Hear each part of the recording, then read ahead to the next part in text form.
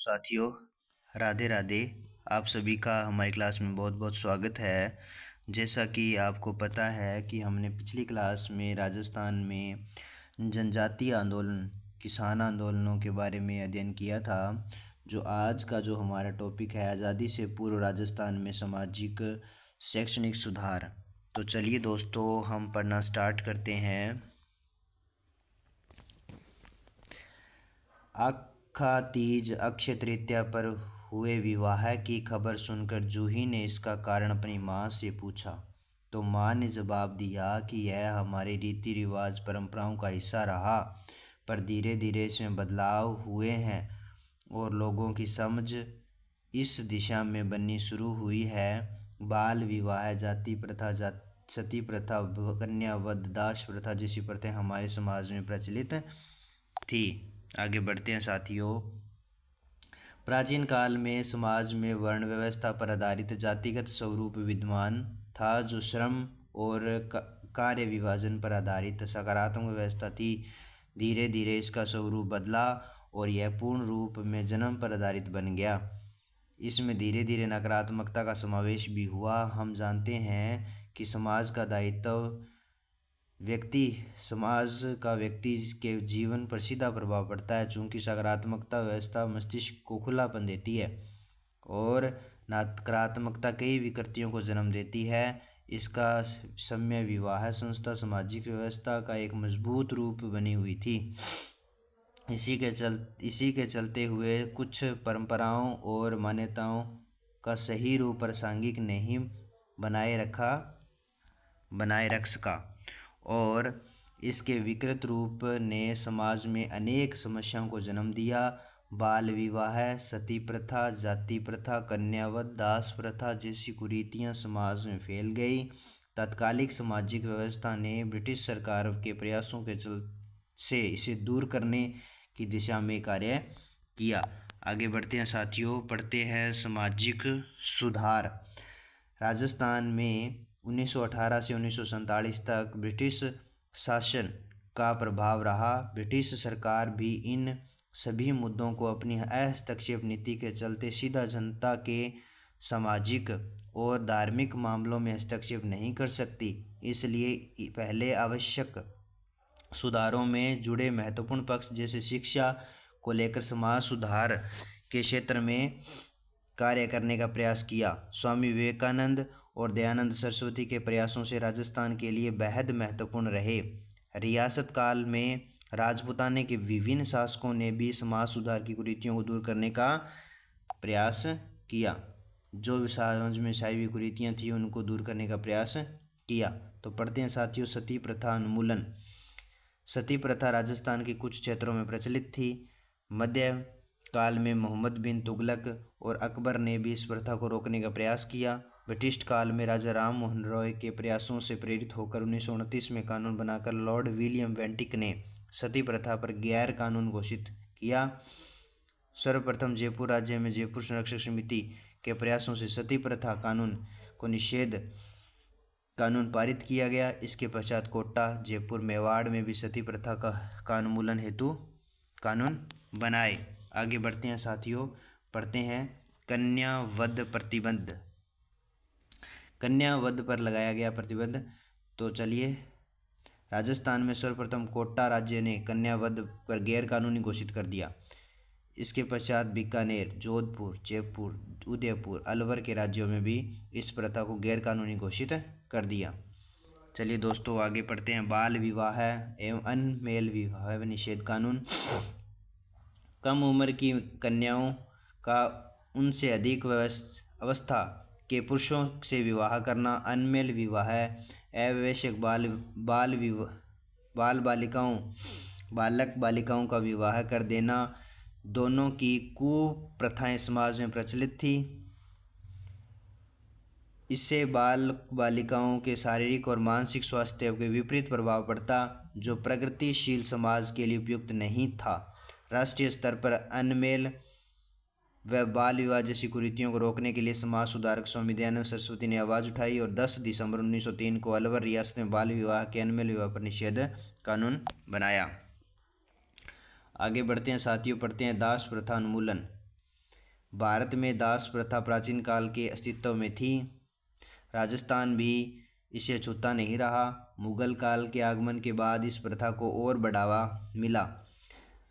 दासों की संख्या के आधार पर कुल और परिवारों की प्रतिष्ठा व उच्चता का आकलन होने लगा था। ये शासक सामंतों एवं धनिकों के यहाँ सेवा शुश्रूषा के लिए रहते थे। इनकी सामाजिक स्थिति अच्छी नहीं थी। इस प्रथा को चाकर या हाली के रूप में समझा जा सकता था। इसे समाप्त करने हेतु अंग्रेजों ने सन 1833 में चार्टर अधिनियम द्वारा समाप्त किया गया। आगे बढ़ते हैं साथियों, पढ़ते हैं डायन प्रथा उन्मूलन। राजस्थान में कुछ जातियों में स्त्रियों को डायन होने का आरोप लगाकर उन्हें मार डालने की कुप्रथा थी। यह अंधविश्वास पर आधारित थी। मेवाड़ और कोटा राज्यों में इस प्रथा पर प्रचलन अधिक था।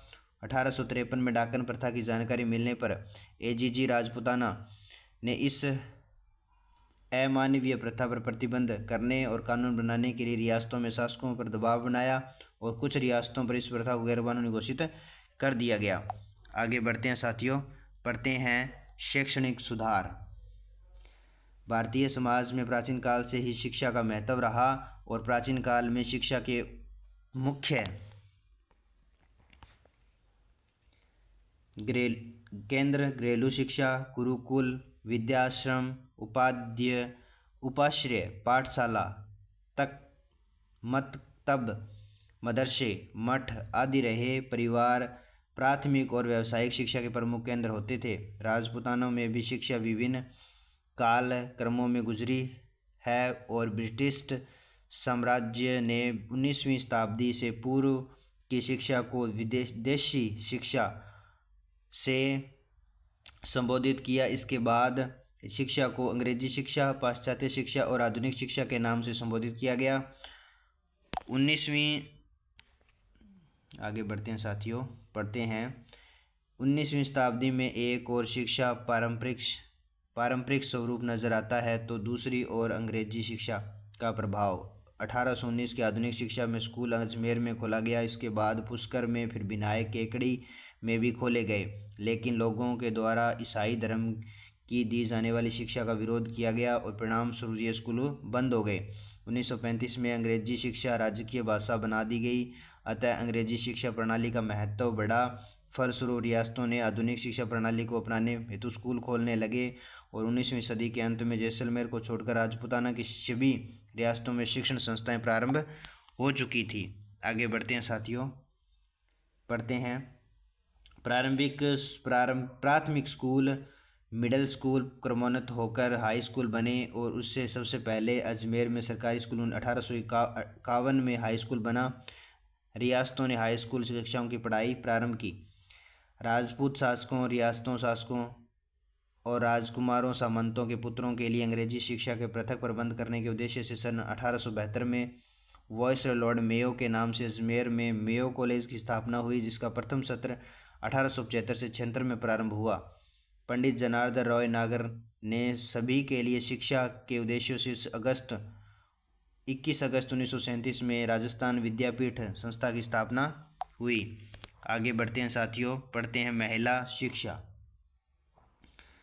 1861 में मिशनरी संस्था कन्या वर्नाक्यूलर स्कूल प्रारंभ हुआ। सरकार द्वारा 1866 ईस्वी में पुष्कर, अजमेर, मेरवाड़ा केंद्र शासित क्षेत्र प्रथम सरकारी कन्या स्कूल खोला गया। देशी रियासतों ने स्कूल शिक्षा को प्रोत्साहन देने के प्रयास हुए।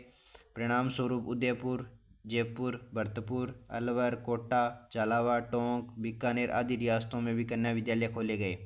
प्रमुख जननायक। राजस्थान में भूमि के कुछ ऐसे जननायक भी हुए जिन्होंने न सिर्फ स्वतंत्रता में अपना योगदान दिया बल्कि समाज में फैली हुई कुरीतियों को दूर करने में भी स्त्री शिक्षा हेतु विशेष प्रयास किए। आगे बढ़ते हैं साथियों, पढ़ते हैं भोगीलाल पांड्या। भोगीलाल पांड्या राजस्थान में आदिवासियों के मसीहा, बागड़ के गांधी के नाम से जाने जाते हैं। इनका जन्म 1904 डूंगरपुर में हुआ। इन्हें बच्चों प्रौढ़ों के लिए पाठशाला स्थापित की। यह पाठशाला आगे चलकर बागड़ सेवा मंदिर के नाम से प्रसिद्ध हुई। नानाजी खाट नानाभाई खाट भील और सेंगाबाई कालीबाई के घटना पढ़ते हैं। डूंगरपुर राज्य में जन जागृति सेवा संघ पाठशालाएं खोली गई।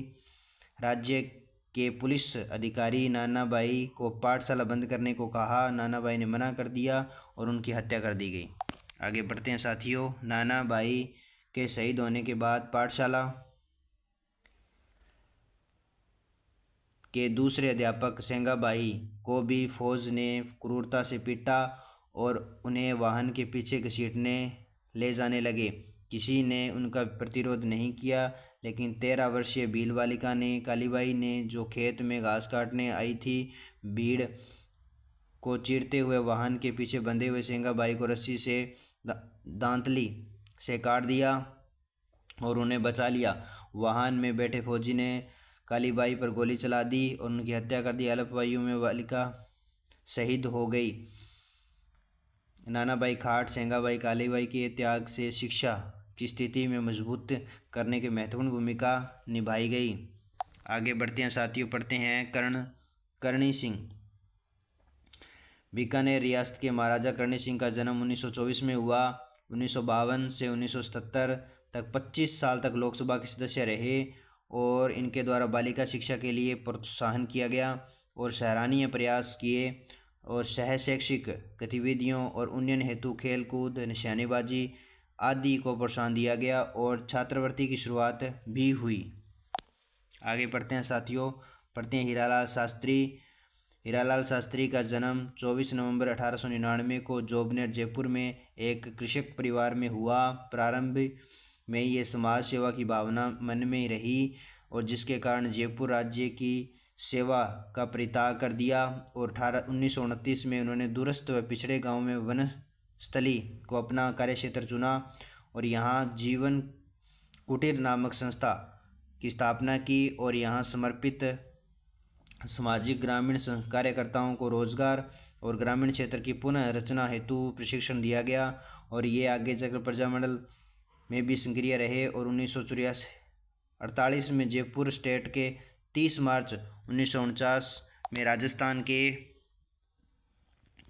प्रथम मुख्यमंत्री बने और अपनी पत्नी के साथ मिलकर महिला शिक्षा को बढ़ावा देने के लिए वनस्थली पीठ की स्थापना की। आगे पढ़ते हैं साथियों, रतन शास्त्री ने महिला शिक्षा के क्षेत्र में उल्लेखनीय योगदान देने वाली महिला के रूप में जाना जाता है। इन्होंने वनस्थली पीठ की स्थापना की और महिला व बच्चों की शिक्षा के क्षेत्र में उल्लेखनीय कार्य करने का कारण इन्हें कई सम्मान मिले। इनमें पद्मश्री, पद्म विभूषण और जमनालाल बजाज अवार्ड प्रमुख हैं। आगे बढ़ते हैं साथियों, किशोरी देवी स्वतंत्रता सेनानी, सामाजिक कार्यकर्ता थी। इनका जन्म दुलारो का बांस झुंझुनू जिले में हुआ था। 1938 में उनके पति श्री सरदार हरलाल सिंह को यहाँ के गिरदार ने झूठे मुकदमे में फंसाकर कारावास में डाल दिया और इसके खिलाफ किशोरी देवी ने आंदोलन चलाया। महिलाओं का समूह बनकर जयपुर में सत्याग्रह भी किया। महिलाओं के उत्थान के लिए समाज सुधार एवं स्वतंत्रता आंदोलनों में भी भाग लिया। आगे बढ़ते हैं साथियों, पढ़ते हैं मामा बालेश्वर दयाल। 10 मार्च 1905 को जन्मे बाबा बालेश्वर दयाल सामाजिक कार्यकर्ताओं के रूप में प्रसिद्ध हैं। इन्होंने मीणा जनजाति विशेषकर राजस्थान और मध्य प्रदेश के लोगों के लिए काम किया। इसके लिए उन्होंने जंगल और ज़मीन आंदोलन चलाया। आगे बढ़ते हैं साथियों, पढ़ते हैं शब्दावली। उन्मूलन का मतलब होता है साथियों समाप्त करना और प्रबुद्ध का मतलब होता है बुद्धिजीवी या ज्ञानवाद। तो चलिए दोस्तों, आज के लिए इतना ही। बहुत बहुत आपका आभार, आपने हमारी क्लास देखी। राधे राधे साथियों।